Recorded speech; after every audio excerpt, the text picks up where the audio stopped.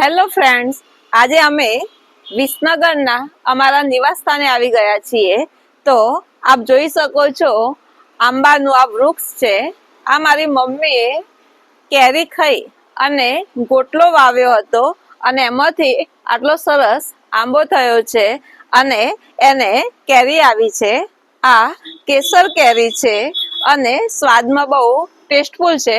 તમે જોઈ શકો છો, જો કેરીની સાઈઝ એકદમ મોટી છે અને ખાવામાં પણ એકદમ ટેસ્ટી છે. આ આંબો વાવે લગભગ 15 વર્ષ થયા છે અને ટેસ્ટફુલ આ કેરી છે. તમે જોઈ શકો છો, વૃક્ષ બહુ નાનું છે પરંતુ કેરી સારી એવી આવી છે.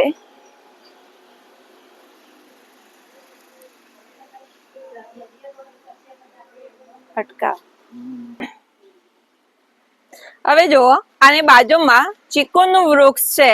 જો તમે જોઈ શકો છો કે સરસ મજાના ચીકુ આવ્યા છે. આ વૃક્ષ છે એ 20-25 વર્ષ જૂનું છે અને સરસ મજાના ચીકુ આવ્યા છે.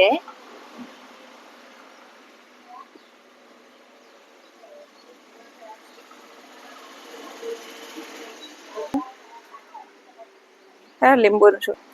જો એની બાજુમાં આ પપૈયાનું વૃક્ષ છે. આની અંદર પણ પપૈયા પુષ્કળ આવે છે. અત્યારે પપૈયા આવ્યા નથી. એની બાજુમાં લીંબુનો વૃક્ષ છે. જો આ પણ એક બીજ વાવ્યું હતું લીંબુનું અને એમાંથી આટલું વિશાળ વૃક્ષ થયું છે અને સરસ મજાના લીંબુ આવ્યા છે. તમે જોઈ શકો છો, સરસ મજાના આવેલા છે.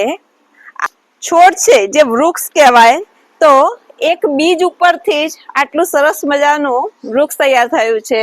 તમે જોઈ શકો છો કેટલા બધા લીંબુ આવેલા છે.